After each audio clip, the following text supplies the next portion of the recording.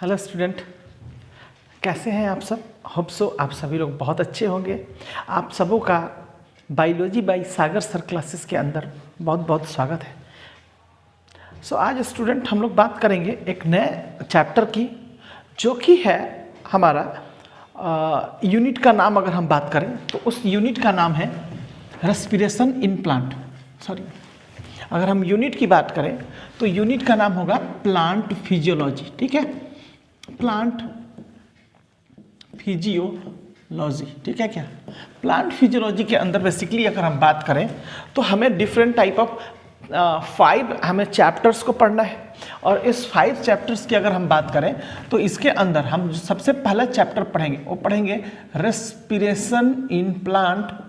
Respiration in plant, ठीक है। इसके बाद हम लोग पढ़ेंगे फोटो सिंथेसिस। इसके बाद हम लोग पढ़ेंगे ट्रांसपोर्ट इन प्लांट।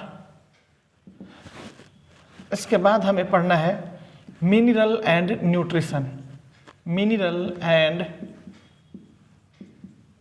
न्यूट्रिशन।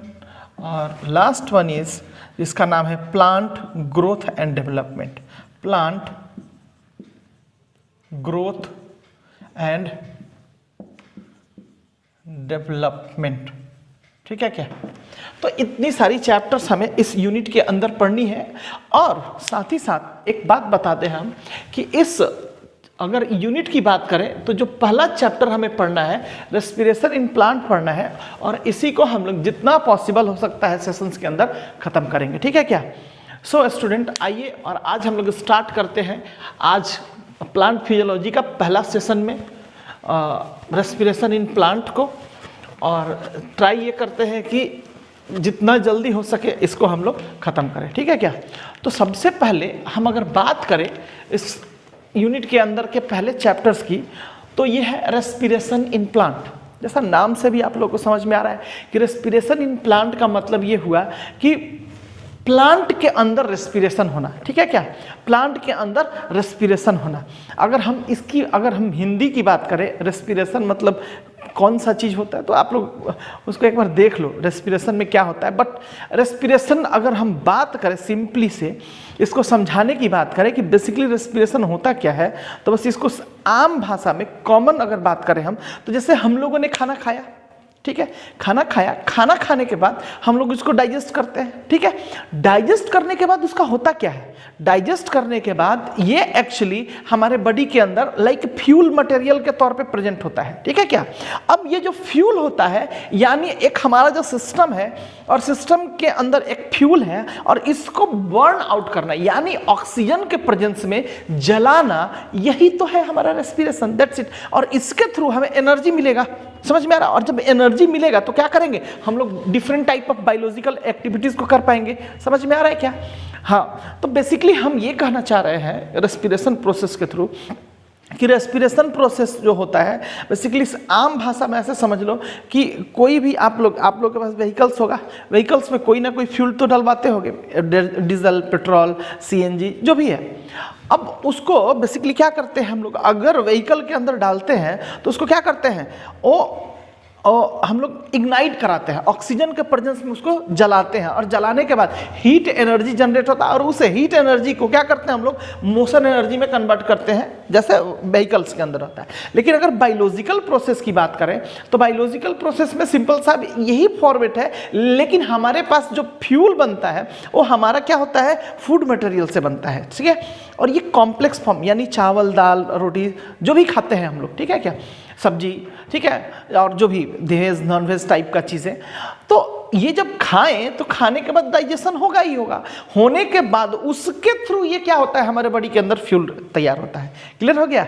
तो यही होता है हमारा रेस्पिरेशन इन प्लांट। क्लियर हो गया एक बात। अब दूसरी बात, क्वेश्चन ये आता है कि then what is then respiration. तो रेस्पिरेशन को अगर हमें एक्सप्लेन करना हुआ तो रेस्पिरेशन को हम लोग कह सकते हैं कि it is a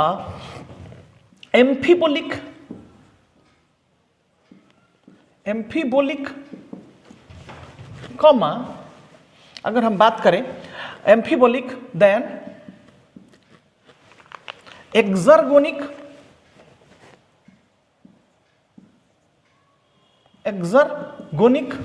then passive, और इसी को बोलते हैं डाउनहिल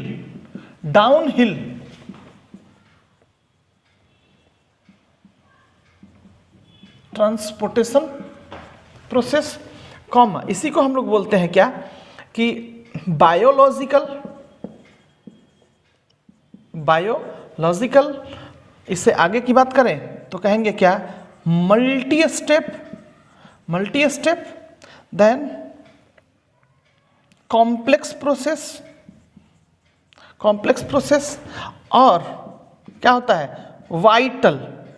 वाइटल प्रोसेस होता है for the purpose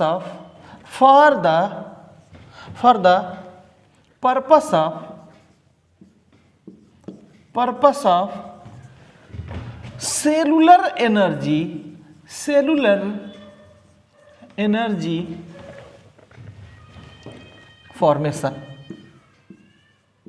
formation, that is ATP की बात कर रहे हैं, ठीक है क्या। तो अगर हम एक वर्ड में अब अगर डिफाइंड करें रेस्पिरेशन को तो कहेंगे क्या कि respiration is a amphibolic, exergonic, passive, biological, multi step, complex and vital process for the purpose of cellular energy formation, that is ATP formation के लिए हम लोग ये सारा काम करते हैं, ठीक है क्या। अब बेसिकली ये चीजें तो हम समझ गए कि ये इतना सारा स्टेप्स के साथ होता है, यानी एम्फीबोलिक होता है, एक्सर्गोनिक होता है, पैसिव होता है, बायोलॉजिकल होता है, मल्टी स्टेप्स होता है, कॉम्प्लेक्स होता है एंड वाइटल होता है। तो सवाल ये आता है कि व्हाट इज देन एम्फीबोलिक। अब एम्फीबोलिक का मतलब क्या होता है जी, तो एम्फीबोलिक का मतलब ये होता है कि इसमें बेसिकली हम कहें तो कैटाबोलिक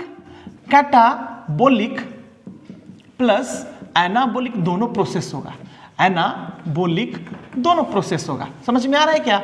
तो कहोगे कि कैटाबोलिक क्या होता है सर, तो कैटाबोलिक का मतलब ये होता है बेटा कि कैटाबोलिक के थ्रू क्या होता है, एनर्जी को हम लोग तोड़ते हैं, मतलब जो एनर्जी हमारे बॉडी के अंदर होता है उसको हम लोग तोड़ने का प्रोसेस करते हैं, ठीक है क्या।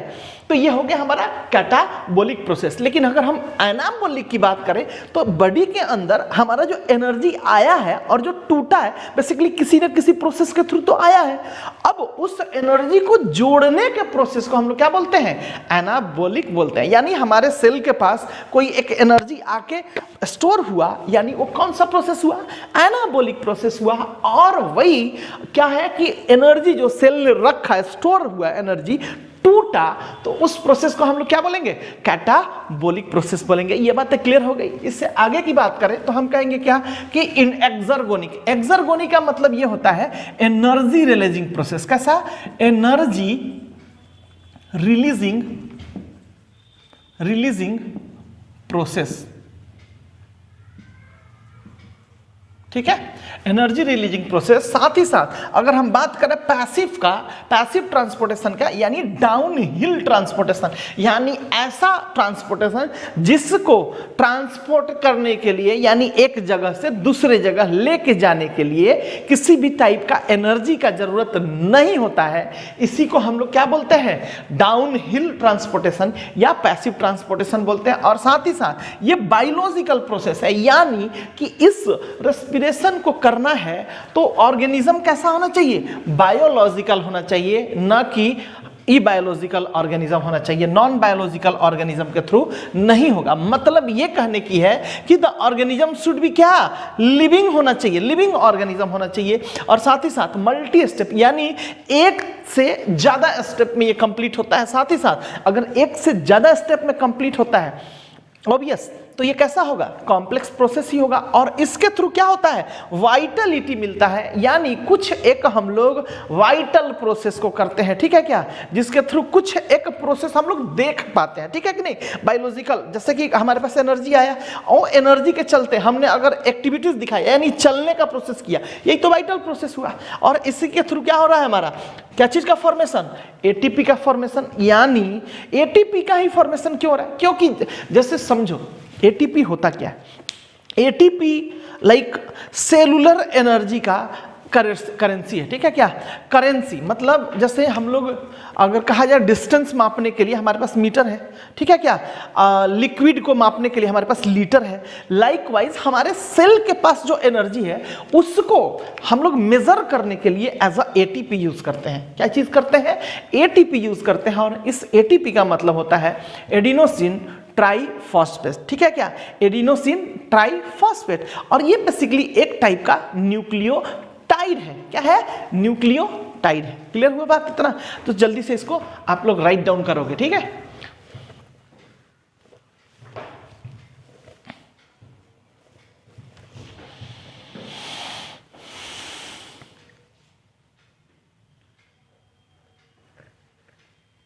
डन। अब इसके बाद हम लोग इससे आगे की बात करें।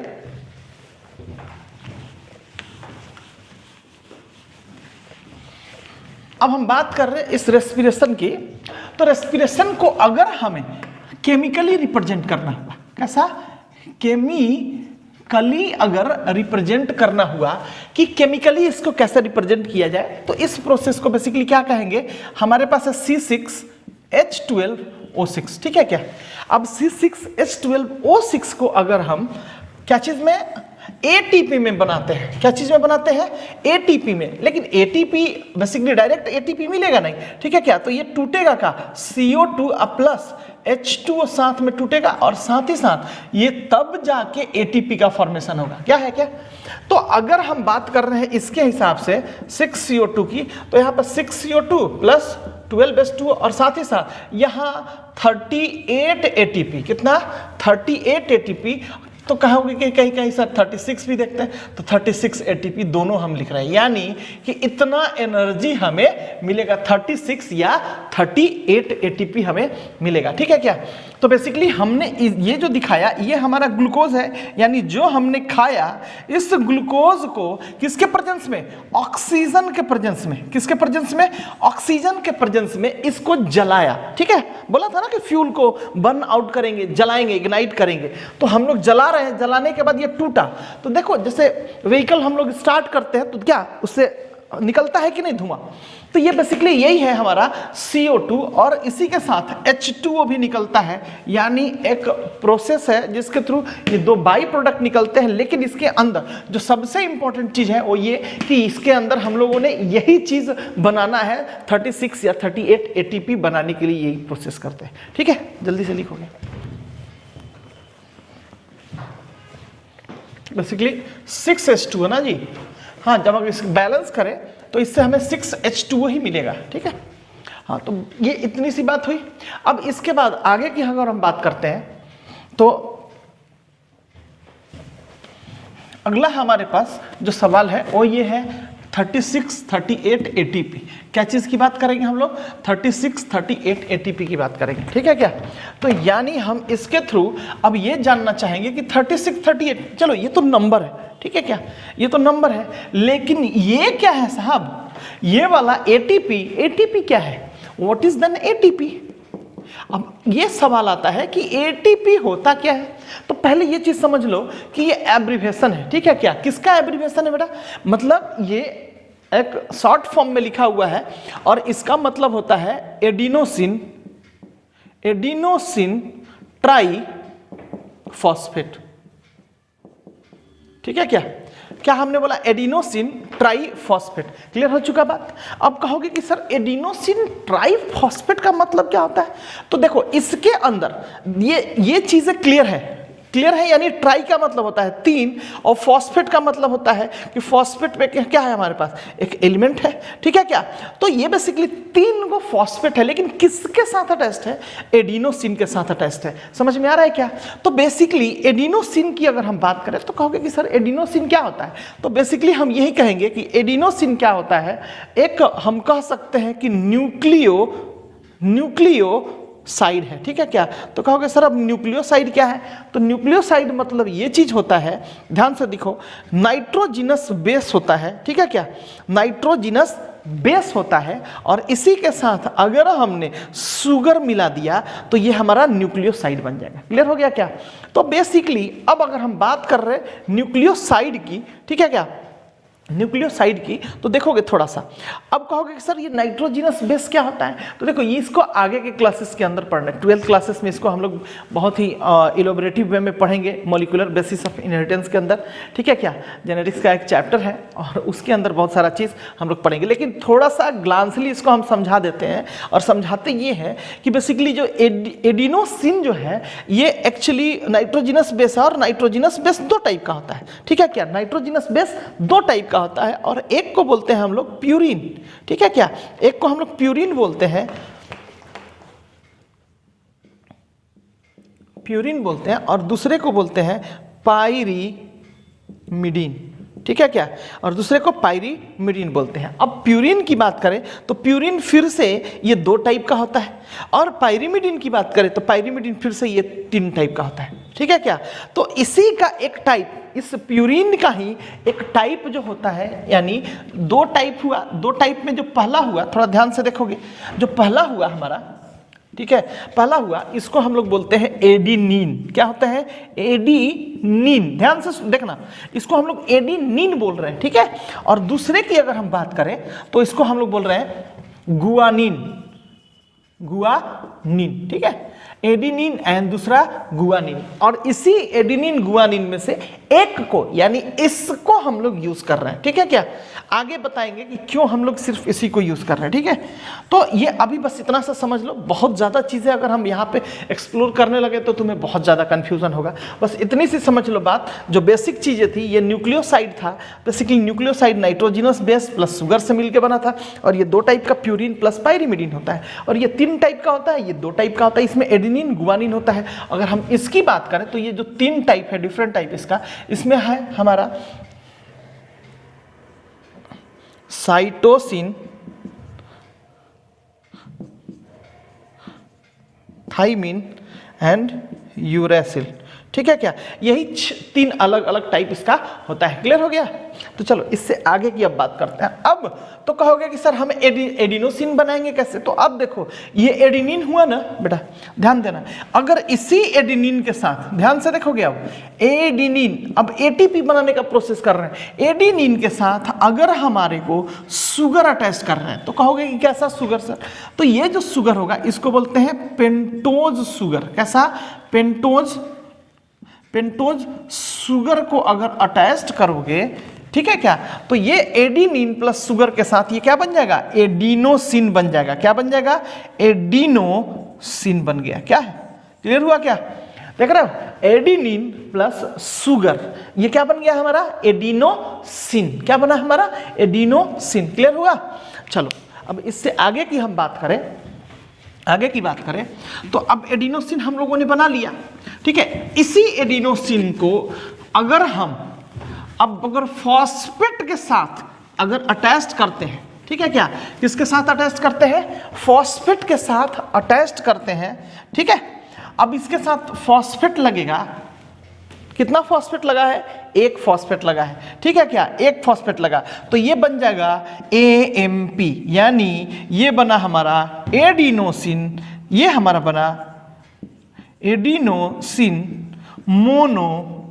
मोनोफॉस्फेट, ठीक है क्या, एडिनोसिन मोनोफॉस्फेट ये बना, ठीक है। अब इस AMP में ध्यान से देखना, एडिनोसिन मोनोफॉस्फेट, कितना फॉस्फेट?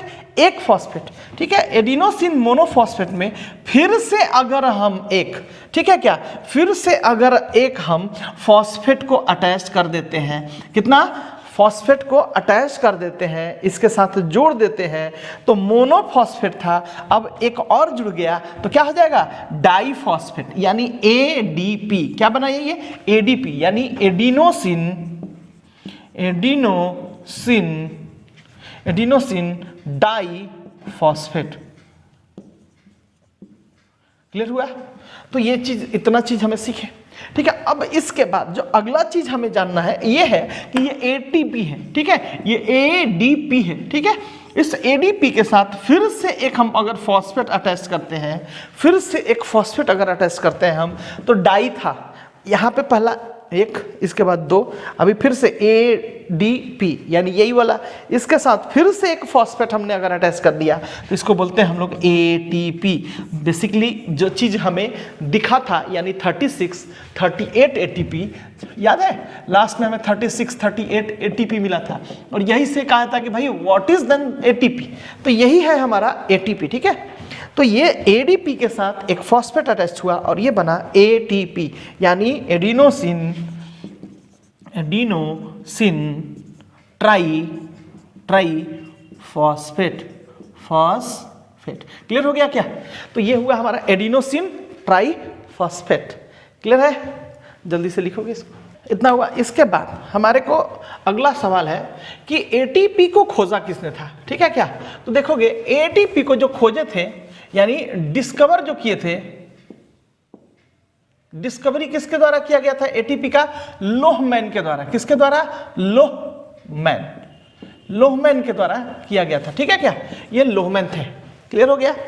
और साथ ही साथ अब देखोगे कि ये बेसिकली जब ये केमिकल प्रोसेस होता है, यानी देखिए हम लोग यहाँ पे कि ADP में हमने क्या एक ऐड किया है? ATP ऐड किया है। तो इसी प्रोसेस को बेसिकली हमें बताया था लिपमैन ने। ठीक है क्या? और इसी को बोलते हैं ATP साइकिल। ठीक है क्या? यानी देखोगे इधर थोड़ा सा, ठीक है, इसके जस्ट आगे तुम लोग लिखने की कोशिश करोगे तो देखोगे अगर ADP है, ठीक है, अगर ADP है और इसके साथ अगर हम एक इनऑर्गेनिक फॉस्फेट यानी एक फॉस्फेट को अटैच करते हैं, बस इतना सा समझो। एक इनऑर्गेनिक मतलब क्या होता है? अकार्बनिक। ठीक है क्या? तो बेसिकली एक फॉस्फेट को अटैच करते हैं तो यही हमारा ATP बन रहा है। अब इसी चीजों को सिंपल सा इन्होंने साइकिल में लिख दिया। ठीक है क्या? अब इन्होंने ADP अब प्लस इसी को IP किया। ठीक है क्या? तो ये बन गया हमारा ATP। बना कि नहीं?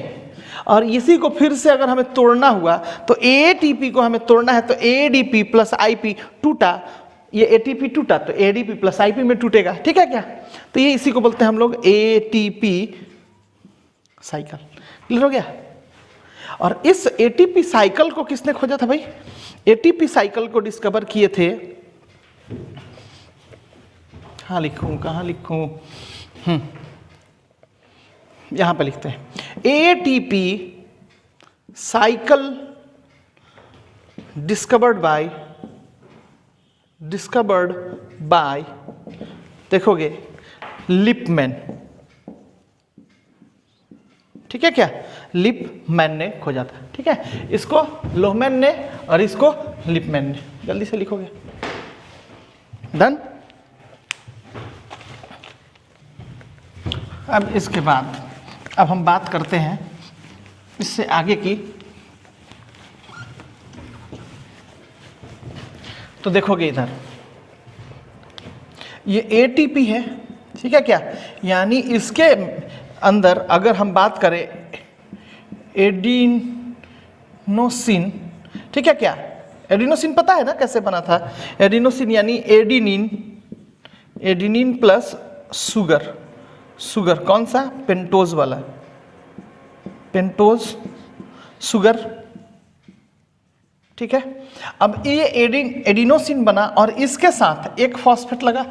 ठीक है, इसके बाद इसके साथ दूसरा फॉस्फेट लगा, इसके साथ तीसरा फॉस्फेट लगा था। समझ में आ रहा है क्या? और यही एडिनोसिन क्या हुआ? ट्राइफॉस्फेट यानी ATP बन गया था क्या?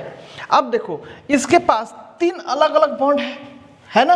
तो अगर एडिनोसिन हो गया और एडिनोसिन के साथ अगर एक फॉस्फेट लगाना होगा, यानी सबसे नजदीक में जो होगा, इसके साथ सबसे नजदीक कौन सा है? ये वाला फॉस्फेट है। तो इसको इसके साथ अटैच्ड रहने में कम एनर्जी लगाना पड़ेगा। समझ में आ रहा है क्या? लेकिन वहीं अगर इससे थोड़ा दूर है तो इसको इसके साथ अटैच्ड रहने में ज्यादा एनर्जी लगाने की जरूरत है, और लास्ट वाले को सबसे ज्यादा एनर्जी लगाने की जरूरत है। तो अगर हम बात करें इसके एनर्जी की, तो ये जो बना है इसके थ्रू 3.5 किलो कैलोरी, इसकी बात करें हम तो 6.5 किलो कैल। ठीक है, और इसकी बात करें तो 7.3 किलो कैलोरी लगता है, ठीक है क्या, इसको साथ में बना के रखने में। लेकिन इन सबों को बनाने में जो प्रोसेस हुआ है 12 किलो कैलोरी लगा है। मतलब नहीं समझ में आया तुम लोगों को, अभी समझाते हैं इस चीज़ों को। जैसे अगर हम इस चीज़ों को जोड़ेंगे तो जोड़ने के बाद देखो क्या होता है हमारे पास, तो ये होगा टोटल हमारे पास 3.5 एंड प्लस 6.5 कितना हो जाएगा जी, 10 हो जाएगा। 10 और प्लस 7.3 17.3 हुआ, ठीक है क्या, ये 17.3 किलो कैलोरी हुआ ना, ठीक है। और ये वाला कितना हुआ, 12 किलो कैलोरी हुआ। कितना, 12 किलो कैलोरी हुआ। ध्यान से देखना, अब 12 किलो कैलोरी बोल रहे हैं ये कि इनको बनाने में खर्च हुआ, लेकिन इनके थ्रू जो एनर्जी निकलेगा वो कितना निकलेगा, टोटल 17.3 किलो कैलोरी। क्लियर हो गया, जल्दी से लिखोगे। ये बात हो गई हमारे रेस्पिरेशन की, और रेस्पिरेशन के थ्रू जो बन रहा है उन चीज़ों को हम लोग समझ लिए। अब इसके बाद जो अगला चीज़ हम समझना चाहते हैं इसके अंदर कि भाई हमने बोला था कि कॉम्प्लेक्स प्रोसेस होता है, कॉम्प्लेक्स प्रोसेस होता है यानी बहुत सारे चीज़ें इसके अंदर इन्वॉल्व होता है, ठीक है ना। तो बेसिकली अब हम बात करेंगे कि रेस्पिरेशन कितने टाइप का होता है, ठीक है क्या। तो रेस्पिरेशन की अगर हम बात करें, रेस्पिरेशन की अगर हम बात करें तो रेस्पिरेशन बेसिकली 2 टाइप का होता है। कितने टाइप का होता है, 2 टाइप का होता है। यानी एक ऐसा रेस्पिरेशन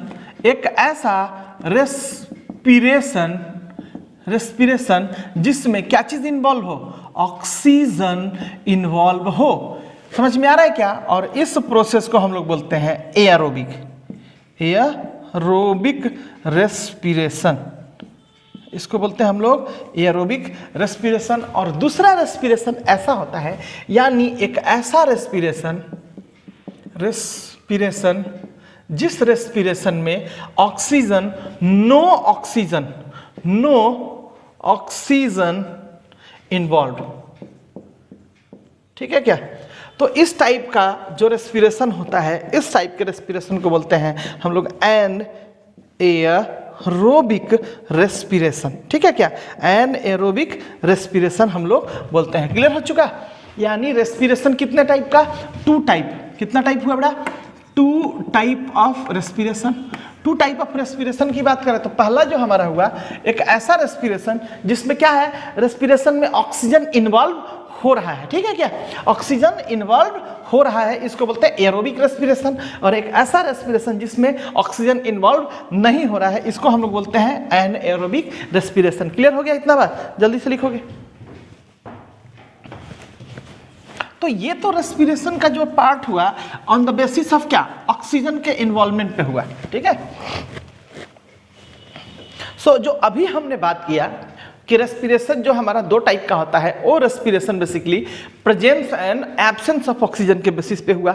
अब अगला जो हम लोग बात करना चाहते हैं वो ये बात करना चाहते हैं कि रेस्पिरेशन जो है फिर से 2 टाइप का होगा। समझ में आ रहा है क्या। तो कहोगे कैसे सर, तो ये बेसिकली रेस्पिरेशन जो है फिर से 2 टाइप का होगा, और इसका जो बेसिस होगा इस बार वो होगा on the basis of substrate. क्या होगा, on the basis of substrate. तो कहोगे सबस्ट्रेट क्या होता है सर, अभी फिर से यह प्रॉब्लम हुआ।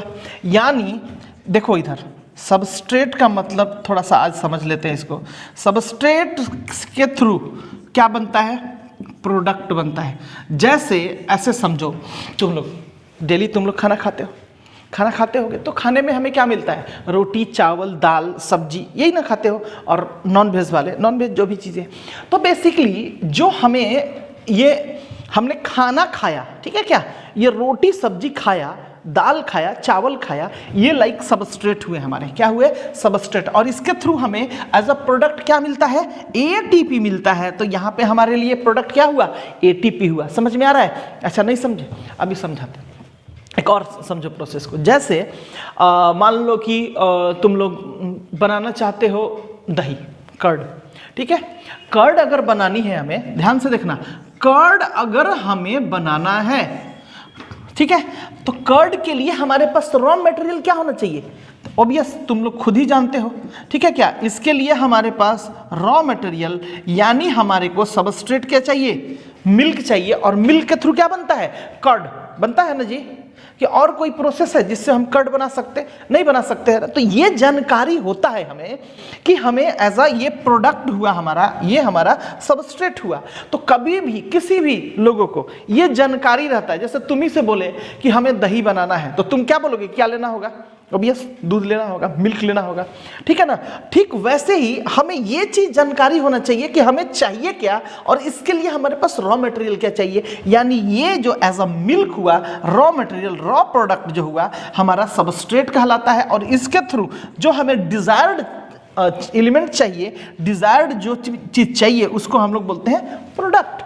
ठीक वैसे ही बात करते हैं यहाँ पे on the basis of substrate में, क्योंकि हम लोग खाली एक चीज तो खाते नहीं हैं, हमारे पास खाने के लिए सोर्स के तौर पे बहुत सारा चीज है कि नहीं। अगर खाने के लिए अगर सोर्स की बात करें, एज अ सबस्ट्रेट की बात करें, तो जैसे बात करते हैं हम लोग कार्बोहाइड्रेट है ना, और इसके बाद हमारे पास प्रोटीन है, ठीक है क्या, इसके बाद हमारे पास फैट है, ठीक है क्या। अच्छा, इसके सिवा हमारे पास और कुछ है क्या, फैट है, प्रोटीन है, कार्बोहाइड्रेट है, यही ना हम लोग खाते हैं, बिल्कुल यही खाते हैं। और इसी के अंदर बहुत सारा डाइवर्सिफिकेशंस है। अगर कार्बोहाइड्रेट की बात करें तो different type of different locations पे डिफरेंट चीज लोग खाते हैं। जैसे हम मान के चलते हैं कि जैसे साउथ इंडिया में लोग एज अ कार्बोहाइड्रेट के तौर पे मोस्टली लोग क्या है, राइस खाना पसंद करते हैं। हमारे नॉर्थ साइड की बात करें, ठीक है, नॉर्थ ईस्ट साइड की बात करें, तो ये बेसिकली नॉर्थ साइड में हमारे साइड क्या होता है कि हम लोगों ने कार्बोहाइड्रेट के साथ साथ ये कार्बोहाइड्रेट में रोटी और चावल दोनों खाना पसंद करते हैं, ठीक है। अगर हम प्रोटीन्स की बात करें तो प्रोटीन के तौर पे हमारे पास डाइट के फॉर्म में जो होता है वो दाल होता है, पल्सेस, समझ में आ रहा है। और फैट की बात करें तो डिफरेंट टाइप ऑफ फैट्स की बात कर सकते हैं। लाइक हमारे पास क्या है, कुकिंग ऑयल है, ठीक है क्या, कुकिंग ऑयल है, या फिर हम कह सकते हैं कि different type of non veg जो आप खाते हो, इसके थ्रू हमारे पास फैट हमारे को मिलता है, ठीक है ना। तो ये सारी चीजें हम खाते हैं, तो खाते इसलिए हैं ताकि हमें क्या मिल सके, प्रोडक्ट एज अ हमारे को एटीपी मिल सके। क्लियर है क्या। अब ये जो प्रोडक्ट एज अ एटीपी अगर हमें चाहिए तो ऑब्वियस है ये तो बेसिकली कॉम्प्लेक्स फॉर्म है। इसको क्या होता है, कॉम्प्लेक्स प्रोसेस है, तो इसको क्या हम लोग करते हैं, सिंपल फॉर्म में लेके जाना होगा। और जब तक इसको सिंपल फॉर्म में लेके हम नहीं जाएंगे तब तक हमें एनर्जी मिलेगा क्या, नहीं मिलेगा, कभी भी नहीं मिल सकता है। तो इसी कॉम्प्लेक्स फॉर्म को सिंपलर फॉर्म में जब कन्वर्ट किया जाता है और इसके थ्रू जो एक्चुअली में एनर्जी मिलता है, हमारे बॉडी को जो फ्यूल मिलता है, उसी फ्यूल को जलाने के प्रोसेस को हम लोग रेस्पिरेशन बोल रहे हैं। तो इनके लिए हमारे पास जो ये सबस्ट्रेट है, सबस्ट्रेट के बेसिस पे हम लोग इसको दो पार्ट में डिवाइड करते हैं, ठीक है क्या। इसको कितना पार्ट में डिवाइड करते हैं, दो पार्ट में डिवाइड करते हैं। और दो पार्ट में जो पहला पार्ट होता है इसको हम लोग बोलते हैं, ध्यान से सुनोगे और देखोगे भी, जो पहला पार्ट होता है सबस्ट्रेट में इसको बोलते हैं फ्लोटिंग रेस्पिरेशन। क्या बोलते हैं, फ्लोटिंग रेस्पिरेशन, ठीक है। अगर फ्लोटिंग रेस्पिरेशन की हम बात करें, ठीक है, तो फ्लोटिंग रेस्पिरेशन के अंदर हमारे को दो चीजें मिलता है। यानी अगर हम लोग अगर कार्बोहाइड्रेट यूज कर रहे हैं तो इसको हम लोग बोलेंगे, और इसके थ्रू जो हमें एनर्जी यानी एटीपी मिल रहा है उसको हम लोग बोलते हैं फ्लोटिंग रेस्पिरेशन। या फिर अगर हम फैट को खा रहे हैं, फैट को यूज कर रहे हैं और इसके थ्रू जो हमें एटीपी मिल रहा है उसी को हम लोग बोलते हैं फ्लोटिंग रेस्पिरेशन। क्लियर है क्या। और दूसरी अगर हम बात करें तो इसको बोलते हैं हम लोग प्रोटोप्लाज्मिक रेस्पिरेशन। क्या बोलते हैं, प्रोटोप्लाज्मिक रेस्पिरेशन, ठीक है। अब इस प्रोटोप्लाज्मिक रेस्पिरेशन की अगर हम बात करें, प्रोटोप्लाज्मिक रेस्पिरेशन की बात करें तो हमने यहां प्रोटीन यूज करना है। क्या यूज करना है, प्रोटीन यूज करना है। लेकिन किस टाइप का प्रोटीन जी, स्ट्रक्चरल प्रोटीन। क्या बोलते हैं, स्ट्रक्चरल प्रोटीन, ठीक है। और साथ ही साथ हमें यहां पे एंजाइमेटिक प्रोटीन को यूज करते हैं, ठीक है क्या, एंजाइमेटिक प्रोटीन को हम लोग यूज करते हैं। क्लियर हो गया। तो बेसिकली अगर हम इसको वन वर्ड डिफाइन करें फ्लोटिंग रेस्पिरेशन में तो कहेंगे क्या कि if we use carbohydrate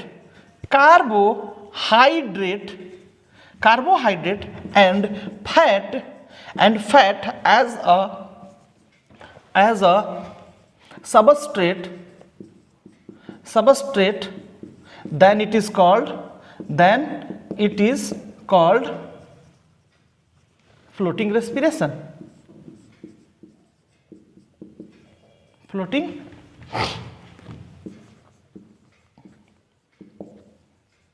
respiration, ठीक है क्या। और अगर हम प्रोटोप्लाज्मिक की बात करें तो हम कहेंगे क्या कि if we use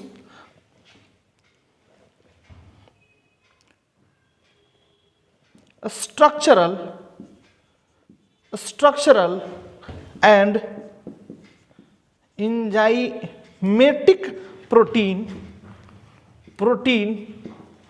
as a substrate, then it is called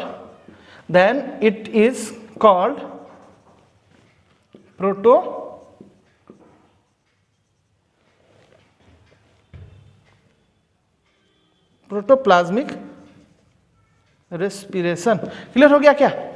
तो हम लोगों ने यहां पे टोटल क्लियर कर ली कि रेस्पिरेशन होता क्या है और रेस्पिरेशन किसको हम लोग बोलते हैं।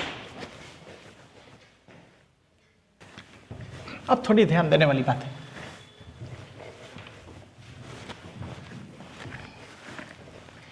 कि रेस्पिरेशन हमने बताया था ऑन द बेसिस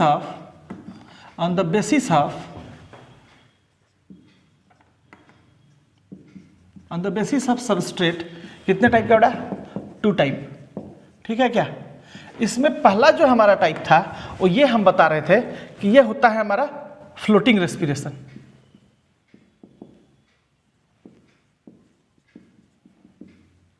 तो थोड़ा सा ओवरव्यू हम लोग देख लेते हैं इसको, ठीक है। हमने बोला था क्या कि अगर हम कार्बोहाइड्रेट यूज कर रहे हैं, ठीक है, या फिर अगर हम एज अ फैट यूज कर रहे हैं, ठीक है।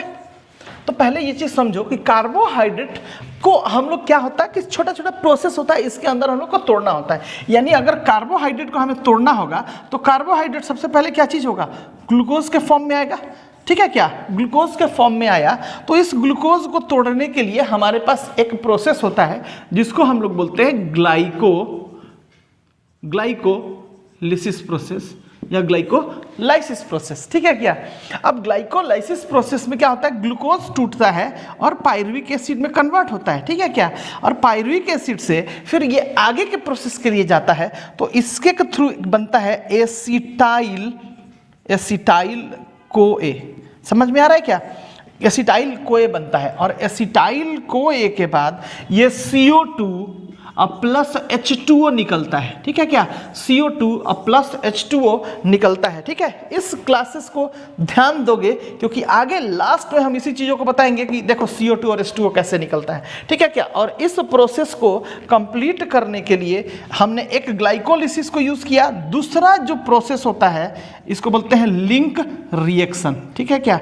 इसको हम बोलते हैं लिंक रिएक्शन बोलते हैं और ये जो होता है इसको बोलते हैं हम लोग क्रेब साइकिल, ठीक है क्या। इसको हम लोग बोलते हैं क्रेब साइकिल। समझ में आ रहा है। तो ये देखो 3 अलग अलग प्रोसेस हम लोगों ने यूज किया और अल्टीमेटली हमारे पास बाई प्रोडक्ट में क्या निकला, CO2 प्लस H2। क्योंकि आप लोगों को याद होगा, ध्यान भी दिए होंगे कि C6H12O6 और प्लस इसको अगर हम O2 के प्रेजेंस में जलाते हैं तो जितना O2 यहाँ जलाओगे उसी के बेसिस पे तो हमें क्या मिल रहा था, 6CO2 प्लस 6H2O, याद है, और प्लस 38 ATP का फॉर्मेशन हो रहा था क्या। ध्यान से देखोगे इधर तो 38 ATP, ये चलो ये वाली तो काउंटिंग वाली बात है, लेकिन हम मतलब है जो मेरे को क्या ATP से मतलब है, यानी ये H2O और CO2 बार बार बन रहा है क्या। मतलब आप जब हम ग्लूकोज को तोड़ रहे हैं, ये हमारा ग्लूकोज ही है ना बेटा, ग्लूकोज है। और इस ग्लूकोज को जब हमने तोड़ा, किसके प्रेजेंस में जोड़ा, ये ऑक्सीजन के प्रेजेंस में तोड़ा, तो क्या चीज बाई प्रोडक्ट 2 निकला कि नहीं, CO2 और H2O, और साथ ही साथ ये ATP का फॉर्मेशन हुआ है हमारे को। हाँ, यही चीजें देखोगे बार बार, ये क्या होगा कि जब हमारे को अगर कार्बोहाइड्रेट अगर एज अ सबस्ट्रेट यूज कर रहे हैं तो देखोगे एक छोटा फॉर्म में आएगा, ये टूटेगा CO2 और प्लस H2O के फॉर्म में। क्लियर है क्या? और जब टूटेगा यानी बाई प्रोडक्ट इनका निकलेगा, और साथ ही साथ इसके थ्रू क्या हो जाएगा, हमारे को ATP मिलेगा जब ये बर्न आउट करेगा। क्लियर हो गया? आगे की बात करते हैं फैट। तो फैट की अगर हम बात करें तो क्या होता है, triglyceride plus triglycerol plus fatty acid होता है। ठीक है क्या? तो ग्लिसरॉल बेसिकली क्या होता है, ग्लिसरॉल एक होता है और प्लस फैटी एसिड होता है। याद है फैटी एसिड, जब हमने माइटोकॉन्ड्रिया पढ़ाया था तो बताया था कि माइटोकॉन्ड्रिया प्रोसेस के थ्रू ही क्या होता है, फैटी एसिड का क्या होता है, ऑक्सीडेशन होता है, और उस प्रोसेस को हम लोग बोलते हैं बीटा ऑक्सीडेशन। क्या बोलते हैं? Beta oxidation process. तो ये बेसिकली फैटी एसिड की अगर हम बात करें, जो फैट बनता है दो टाइप से, या ग्लिसरॉल प्लस ट्राइग्लिसराइड, यानी कितना ग्लिसरॉल होता है 3, और फैटी एसिड 1 होता है, और इसके थ्रू क्या होता है, बीटा ऑक्सीडेशन होता है। और ये फैटी एसिड क्या होता है, एसिटाइल कोए में टूटता है। समझ में आ रहा है क्या? एसिटाइल कोए के अंदर टूटता है। इसके बाद एसिटाइल कोए से आगे की बात करें, यहाँ पे सेम हमने बात किया, इससे क्या हो जाएगा, CO2 प्लस H2O में टूटेगा। अगर यहाँ बीटा ऑक्सीडेशन हुआ है, ठीक है, और एसिटाइल कोए बना है, और एसिटाइल कोए से बनने के बाद ये हमारे को बाई प्रोडक्ट निकला है। तो ये एसिटाइल कोए जो के बाद ये प्रोसेस बना है, कौन सा प्रोसेस से, क्रेब साइकिल से। ठीक है, हालांकि इसमें घबराने वाली बात नहीं है भाई, बस ओवरव्यू दिखा रहे हैं कि हमें करना क्या क्या। अभी आगे सारे चीज़ों को क्लियर करेंगे। ठीक है, ये हल्का फुल्का सिर्फ क्या है, ये ट्रेलर है। ठीक है, ग्लांसली तुम लोग को इंट्रोडक्शन अभी दिखा रहा है कि कैसे होता है। और ग्लिसरॉल की बात करें यानी ग्लूकोज की बात कर रहे हैं। ठीक है क्या? और यही ग्लूकोज क्या करेगा, सेम यही वाला प्रोसेस लगाएगा, यानी ग्लूकोज बना, ग्लूकोज से हमारे को पायरुविक एसिड मिला। ठीक है क्या? और पायरुविक एसिड से फिर हमारे को एसिटाइल को ए मिलेगा, और एसिटाइल को ए के बाद हमारे को CO2 और प्लस H2O मिलेगा। ठीक है क्या? लेकिन अब जब हम बात कर रहे हैं कि जो ये प्रोसेस हो रहा है CO2 प्लस H2O की, ध्यान देना इधर, तो ग्लूकोज से पायरुविक एसिड बना, मतलब कौन सा प्रोसेस लगा, ग्लाइकोलाइसिस। समझ में आ रहा है? कौन सा प्रोसेस, ग्लाइकोलाइसिस प्रोसेस हुआ। यहाँ पे पायरुविक एसिड से एसिटाइल कोए बना, इसको हम लोग बोलते हैं लिंक रिएक्शन। ठीक है क्या? इसको हम लोग बोलते हैं लिंक रिएक्शन। और एसिटाइल कोए से इस प्रोसेस, ये वाला जो बाई प्रोडक्ट हमारा मिल रहा है, और ये जो होता है इसके थ्रू, यानी क्रेब साइकिल के थ्रू ये परफॉर्म होता है। किसके थ्रू कंप्लीट होता है, क्रेब साइकिल के थ्रू कंप्लीट होता है। क्लियर हो गया क्या? तो देख सकते हैं हम लोग, फैट को जब हम खा रहे हैं तो फैट बेसिकली ये कॉम्प्लेक्स था, ये छोटा सा सिंपल बन रहा है। यानी जब ये सिंपल हो रहा है, यानी ग्लिसरॉल में बन रहा है, टूट रहा है, और फैटी एसिड में टूट रहा है, और फिर से ये ग्लिसरॉल टूटा तो ग्लूकोज में आया, ग्लूकोज से फिर पायरुविक एसिड में बना, पायरुविक एसिड से ये एसिटाइल कोए में बना, और एसिटाइल कोए के बाद हमारे को जो अल्टीमेटली क्या होता है, जब ये टूटता है इसका बाई प्रोडक्ट, तो देखो बाई प्रोडक्ट के फॉर्म में, जब ऑक्सीजन के प्रेजेंस में, हाँ, तो क्या चीज में, CO2 प्लस H2O टूटा, क्या CO2 प्लस H2O। तो हर एक के लिए देखोगे इधर भी CO2 प्लस H2O टूटा, क्या ठीक। ये सबस्ट्रेट हम लोग क्या ले रहे हैं, हम लोग ले रहे हैं फ्लोटिंग रेस्पिरेशन का एज अ सबस्ट्रेट, क्या ले रहे हैं, कार्बोहाइड्रेट, नहीं तो क्या, फैट ले रहे हैं। ठीक है ना? अब इससे अब ये हमारे को फ्लोटिंग रेस्पिरेशन कंप्लीट हुआ। फ्लोटिंग रेस्पिरेशन के बाद अब हम लोग बात करते हैं क्या चीज की, अब हम बात करते हैं प्रोटोप्लाज्मिक रेस्पिरेशन की। ठीक है क्या? नंबर 2 जो है हमारा प्रोटोप्लाज्मिक रेस्पिरेशन होगा। ठीक है क्या? अब जो प्रोटोप्लाज्मिक रेस्पिरेशन होगा, ध्यान देना, प्रोटोप्लाज्मिक हमने बोला था क्या कि हम लोगों को प्रोटीन यूज करना है। ठीक है क्या? प्रोटीन जब यूज करेंगे तो बेसिकली ये 2 अलग अलग पार्ट में टूटेगा।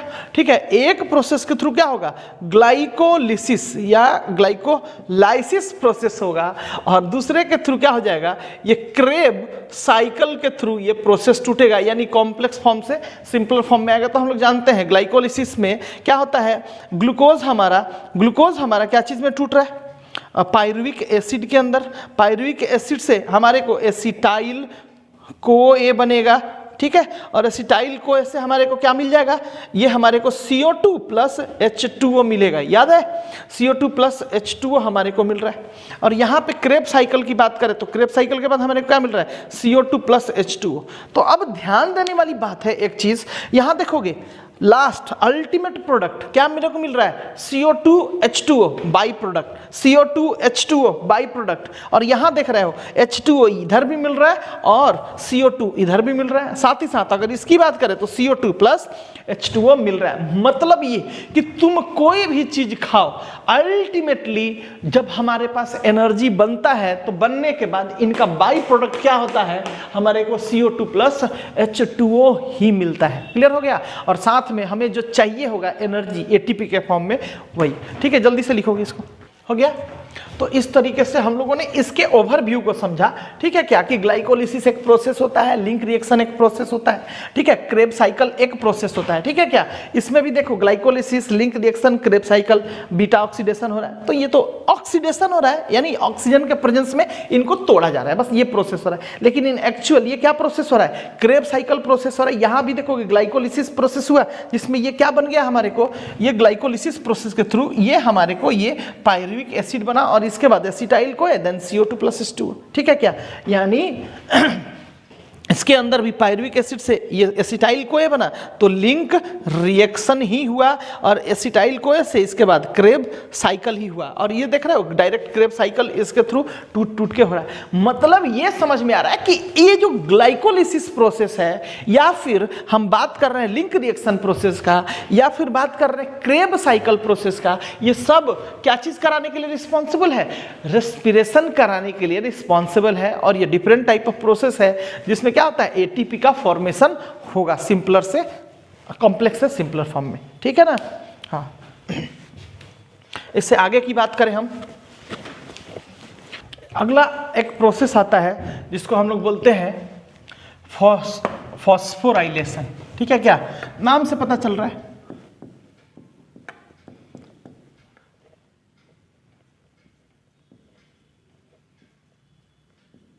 फॉस्फोराइलेशन। ठीक है, क्या तो फॉस्फोराइलेशन बोलते किसके, सबसे पहले इसको समझो, ATP सिंथेसिस प्रोसेस को, process of ATP synthesis, ATP synthesis, process of ATP synthesis is called phosphorylation।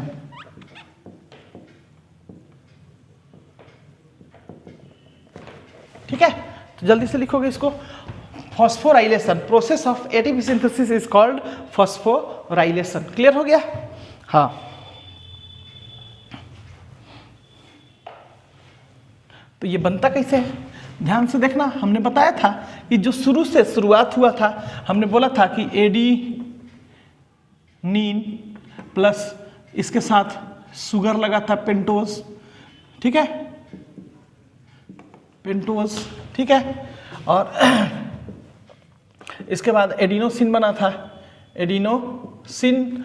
ठीक है, और प्लस इसके साथ एक फॉस्फेट लगा, फिर इसके बाद एक फॉस्फेट, फिर इसके बाद एक फॉस्फेट, और इस तरीके से ये टोटल बन गया था ATP। क्लियर हो गया क्या।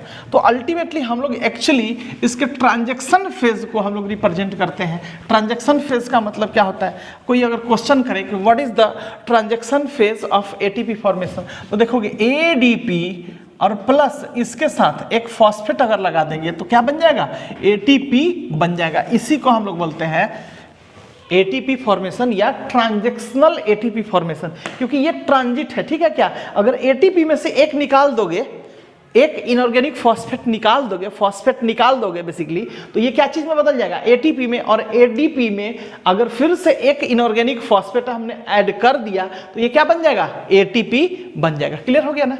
तो ये हुआ हमारा ATP। Clear.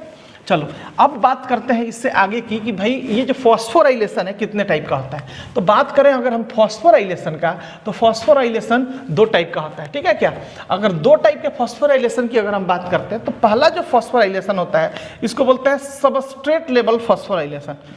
Substrate level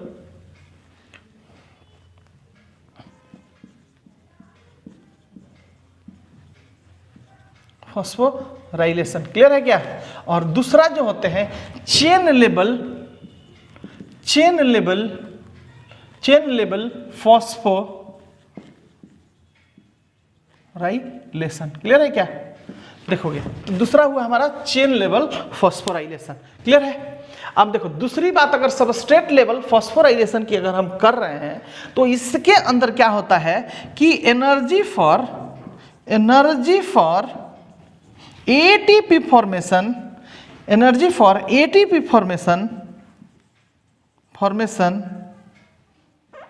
comes from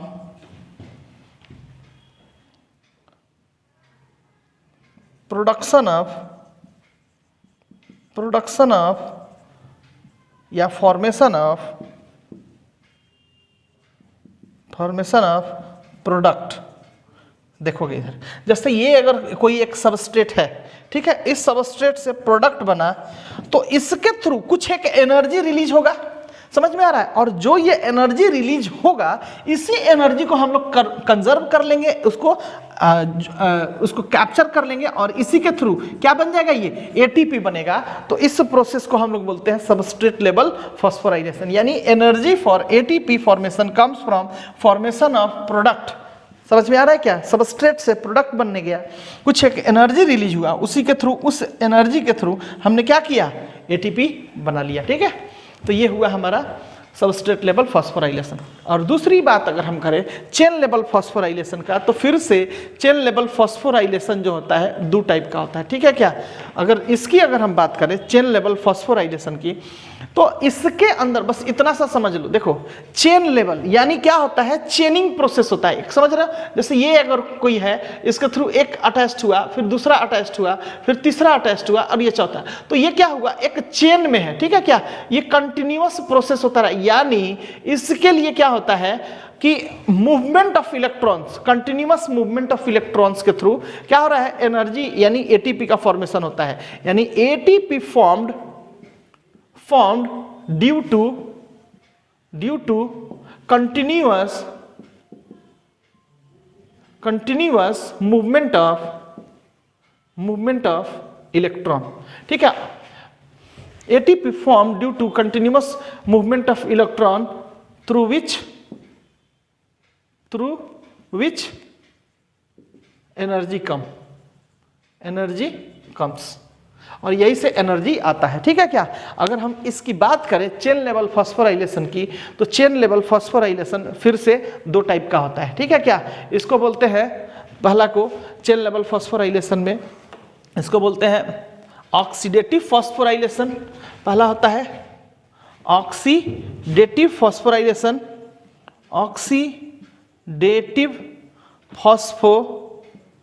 phosphorylation. ठीक है, और दूसरा जो होता है वो होता है photophosphorylation.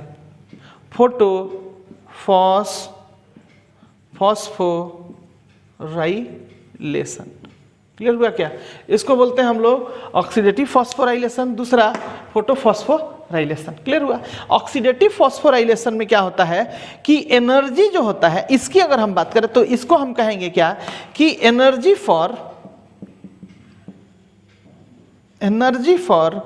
ATP formation comes from oxidation of food। ठीक है क्या? और इसके थ्रू जो एनर्जी आता है, जैसे हमने जो खाना खाया, खाना खाने के बाद कुछ ना कुछ तो एनर्जी निकलता होगा, उसी एनर्जी को फिर से यूज करके फिर से एटीपी बनाने के प्रोसेस को हम लोग ऑक्सीडेटिव फॉस्फोराइलेशन बोले। अगर फोटोफॉस्फोराइलेशन की बात करें, ध्यान से देखिएगा, तो हम कहेंगे क्या कि एनर्जी फॉर, ध्यान से देखना, एनर्जी फॉर एटीपी फॉर्मेशन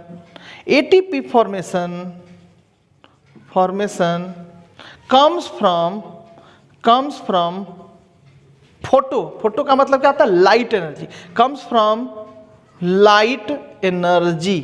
ठीक है क्या? लाइट एनर्जी यानी फोटो, जिसको बोलते हैं लाइट एनर्जी। क्लियर हो गया क्या?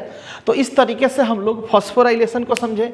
फॉस्फोराइलेशन यानी एटीपी फॉर्मेशन प्रोसेस को हम बोलते हैं, जिसमें क्या होता है, एटीपी का फॉर्मेशन होता है। इस टोटल प्रोसेस को हम लोग वन वर्ड में फॉस्फोराइलेशन बोलते हैं। फॉस्फोराइलेशन दो टाइप का हुआ, पहला हमारे को बोलते हैं ये सबस्ट्रेट लेवल फॉस्फोराइलेशन, दूसरा chain level phosphorylation. Substrate level phosphorylation में हमने बताया था कि कोई भी प्रोडक्ट जो सबस्ट्रेट से बनता है, सबस्ट्रेट से प्रोडक्ट बना, तो इसके थ्रू क्या होता है, कुछ एक एनर्जी अगर रिलीज हुआ तो उसी एनर्जी के थ्रू क्या होता है, हेल्प से एटीपी का फॉर्मेशन हो गया। इसी को हम लोग बोलते हैं सबस्ट्रेट लेवल फॉस्फोराइलेशन। अगर चेन लेवल फॉस्फोराइलेशन की बात करें तो एटीपी फॉर्म जो होता है वो बेसिकली इलेक्ट्रॉन के कंटिन्यूअस मूवमेंट के थ्रू जो एनर्जी आता है, अगर इलेक्ट्रॉन है ये मूव कर रहा है तो इसके थ्रू कुछ एक एनर्जी जनरेट होगा और उसी एनर्जी को यूज करके एटीपी को हम लोग बना लेते हैं।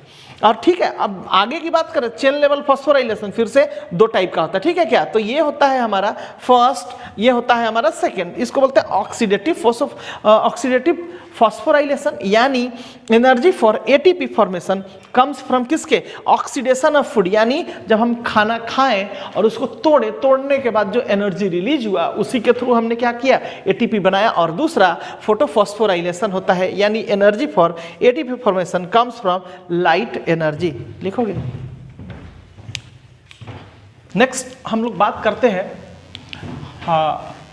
कि अगर हम रेस्पिरेशन कर रहे हैं तो different type of factors use होता है। इसके अंदर हमें एंजाइम तो यूज होता ही होता है, क्योंकि हमने बताया कि कभी भी कोई भी एक अगर सबस्ट्रेट है, सबस्ट्रेट से प्रोडक्ट बना तो बिना कोई इंटरमीडिएशन के ये सबस्ट्रेट से प्रोडक्ट नहीं बन सकता है। जैसे एग्जाम्पल के तौर पे हमने एज अ सबस्ट्रेट मिल्क को लिया और मिल्क के थ्रू अगर मेरे को मान के चलो कि कर्ड बनाना है, ठीक है क्या, तो इसके लिए एक एंजाइम हम लोग यूज करते हैं। समझ में आ रहा है क्या? एक हम लोग एंजाइम यूज करते हैं और उस एंजाइम का नाम है, उस एंजाइम का हमारे को नाम है, बोलते हैं लैक्टोबैसिलस एसिड। क्या बोलते हैं? लैक्टोबैसिलस एसिड बोलते हैं क्या? और ये एंजाइम के तौर पे काम करता है, जो कि क्या होता है, ये मिल्क से कर्ड में फॉर्मेशन कराता है। लाइकवाइज अगर मेरे को मिल्क के थ्रू ही, मिल्क से ही, ध्यान से देखना, मिल्क से ही हमें अगर पनीर चाहिए होगा, ठीक है, पनीर चाहिए होगा, ठीक है, ध्यान देना तुम लोग सब लोग। तो बेसिकली ये इस प्रोसेस में हम लोग एज अ एंजाइम जो लेते हैं, हम लोग सिट्रिक एसिड लेते हैं। क्या लेते हैं हम लोग? सिट्रिक एसिड लेते हैं, और ये क्या चीज में कन्वर्ट कर देता है, पनीर में मेरे को कन्वर्ट कर देता है। लाइकवाइज दुनिया के अंदर इस जितना भी केमिकल प्रोसेस होता है बिना इंटरमीडिएशन ऑफ एंजाइम नहीं संभव है, पॉसिबल नहीं है कि एक सबस्ट्रेट जो प्रोडक्ट में कन्वर्ट होगा बिना एंजाइम के मीडिएशन के बनेगा, ठीक है ना? तो ठीक यहाँ पे भी हम लोगों ने एंजाइम तो यूज करते ही है, रिस्पेक्टिव एंजाइम यूज करते ही हैं, लेकिन इसके अंदर जो सोचने वाली बात है कि एंजाइम के साथ को एंजाइम्स भी यूज होता है। क्या होता है? को एंजाइम्स भी यूज होता है, जो कि हमें एनर्जी फॉर्म करने के दरमियान, ड्यूरिंग एनर्जी फॉर्मेशन प्रोसेस या एनर्जी जब टूट रहा है तो उसके बाई प्रोडक्ट को कैप्चर करने का काम करते हैं, और उसके थ्रू भी हम लोग क्या करते हैं, उसको एनर्जी में कन्वर्ट कराने का काम करते हैं, ठीक है ना? तो देखोगे इसी के अंदर हम बात करेंगे को एंजाइम का, ठीक है क्या? को एंजाइम की बात करते हैं, यानी को का मतलब क्या होता है? कोऑर्डिनेटिव। क्या होता है? कोऑर्डिनेटिव। कोऑर्डिनेटिव यानी ये किसको कोऑर्डिनेट करता है? एंजाइम को कोऑर्डिनेट करता है, ठीक है क्या? एंजाइम को कोऑर्डिनेट करने वाला कौन? को एंजाइम, ठीक है। लेकिन दिक्कत ये है इसके साथ कि को एंजाइम इंडिपेंडेंटली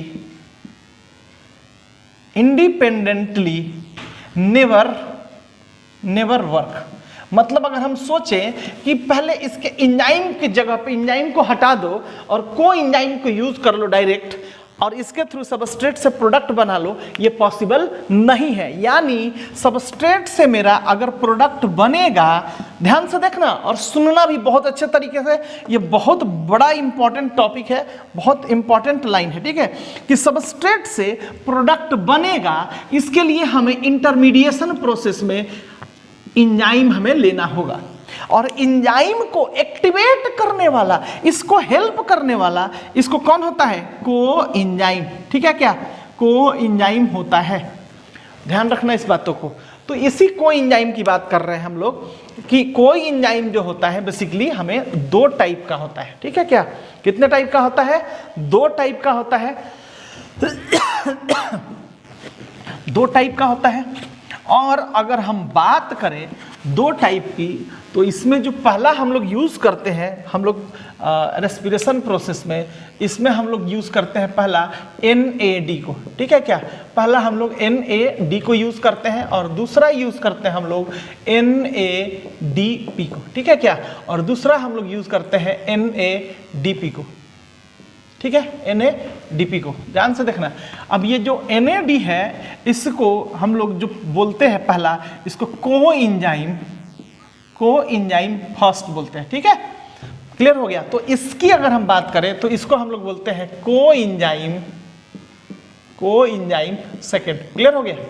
अब इसके बाद अगला पॉइंट की अगर हम बात करें तो हम लोग बोलते हैं क्या कि ये जो NAD होता है ये कैटाबोलिक प्रोसेस में यूज होता है। कैटाबोलिक प्रोसेस में, कैटाबोलिक प्रोसेस के अंदर यूज होता है। यानी कैटाबोलिक कहने का मतलब क्या हुआ? Energy breaking. क्या होता है? एनर्जी ब्रेकिंग डाउन प्रोसेस में ये इन्वॉल्व होता है। क्लियर हो चुका? और इसकी अगर हम बात करें तो ये NAD जो होता है, ठीक है ना, कह सकते हैं कि at it reduced state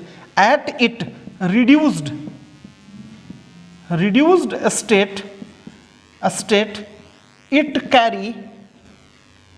carry 3 ATP equivalent energy, 3 ATP equivalent energy. ठीक है क्या? अगर हम इसकी बात करें, ठीक, अगर तो दूसरा इसको अगर हमने कैटाबोलिक में यूज किया तो इसको हम लोग एनाबोलिक प्रोसेस में यूज करेंगे। ठीक है क्या? एनाबोलिक प्रोसेस में यूज करेंगे, यानी energy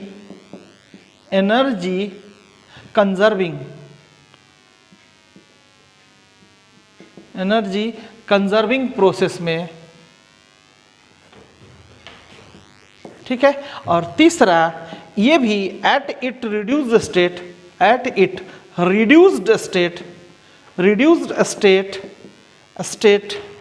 it carry 3 ATP equivalent energy, 3 ATP equivalent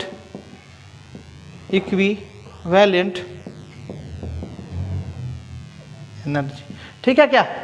clear हो चुका है बात? तो देखोगे, जल्दी से लिखोगे, इसको राइट डाउन करो।